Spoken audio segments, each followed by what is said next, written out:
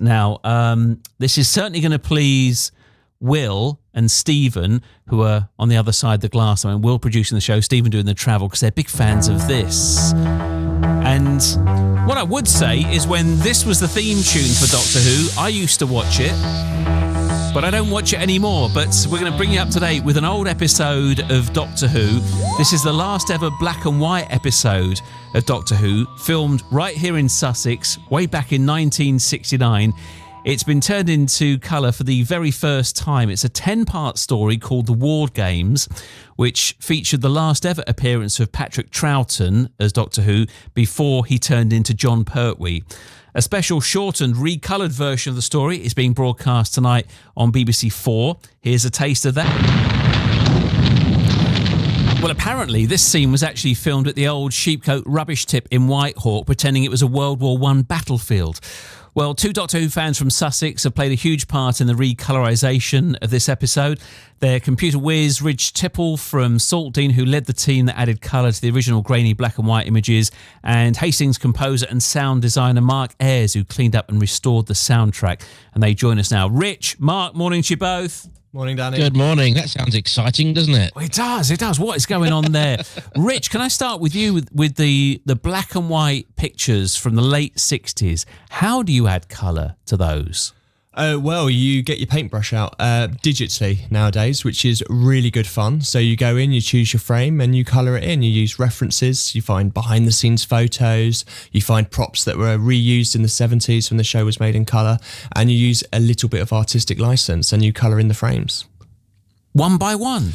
In some cases where there's loads of motion, that is the way to do it. In other cases where things are relatively static, you could do maybe frame 1, frame 10, and then a computer, hopefully, will be able to cover the colour over the intervening frames. Okay, how many frames in a second? 25. How many frames in what you've done here?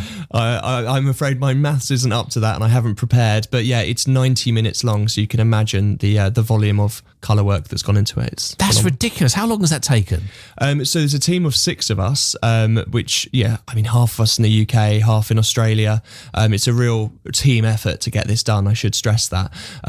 But yeah, we've been on the job for 12 months. We did a lot of pre-production to make sure we knew what the colours were. There's a lot of military uniforms and lots of detail. And we spent about 10 and a half months actually doing the work, actually colorising. Okay, and so if it's a team of you, you've all got to be seeing the same colours as well. There's no point somebody in Australia giving a slightly different shade of green to a uniform than you've done. Absolutely. And when it comes to the uniforms, we actually enlisted the services of a military historian so that we knew the badge colours.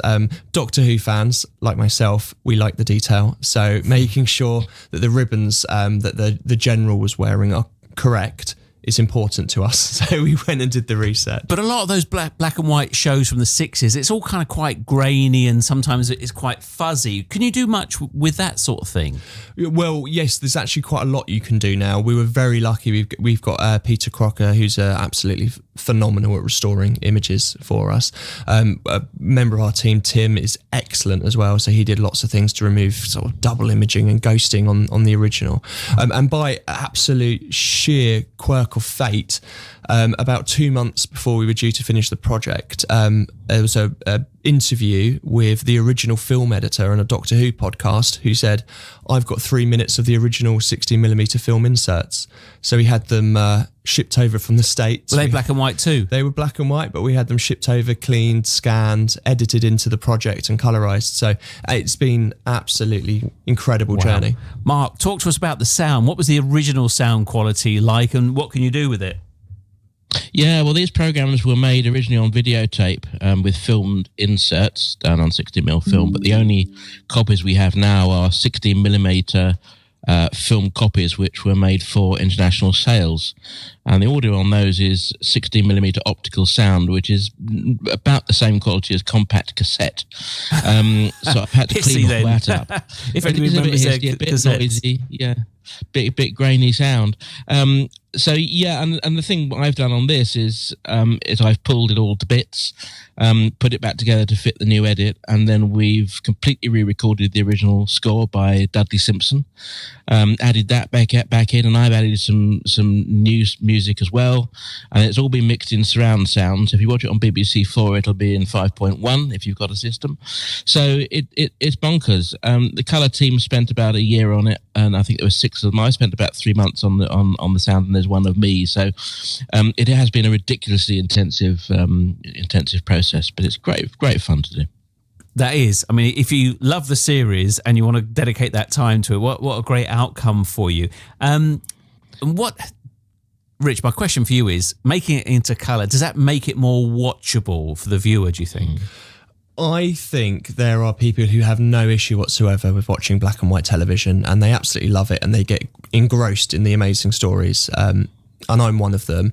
There are, however, people that find black and white a barrier to entry. So I think if you can do something to make these stories a little bit more accessible to those people, then why shouldn't you? Why shouldn't you re-edit, rescore it, add some colour, and just see what this story, I should say, would look like for a 2024 audience. Okay, so Mark, what are we going to see? And this is still on iPlayer, yeah. And the original is still on iPlayer, the original 10 episodes, so we're not taking anything away, we're just making something new. Right, and what will we see at 9 o'clock tonight on BBC 4, Mark? What we'll see, well, it's this 90-minute cut down. It's much faster paced.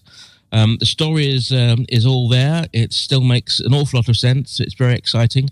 So yeah, it's a whole new experience based on the classic story. You'll see the war games, and you'll see at the end we've got a little teaser. For the first time, we're showing the regeneration of Patrick Troughton into the Third Doctor, John Pertwee. So yeah, 90 minutes of excitement, and then if you like it so much you want to watch 10 episodes of black and white, it's on iPlayer, so go there and follow it up. Very good. Now, was the regeneration as important back in those days as it is these days? It was only the second time it had been done, of course. So yes, it was, and at that point they were really afeared that the programme might not go on at all. And it was commissioned quite late, and then John Pertwee was cast as the Doctor, and it came back in colour, and suddenly it was a big success again. So it was a very important time in the programme's history.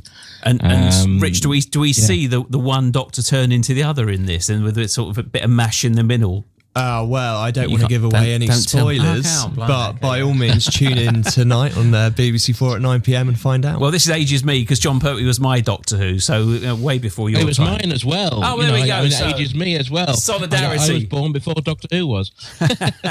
Mark, thanks very much. Mark Ayres there and Rich Tipple. So look out for Doctor Who, The War Games in colour tonight at 9 on BBC 4, and all the other episodes on the iPlayer as well. Good to hear, and thanks for telling us that and doing all that work in Sussex. 8:31.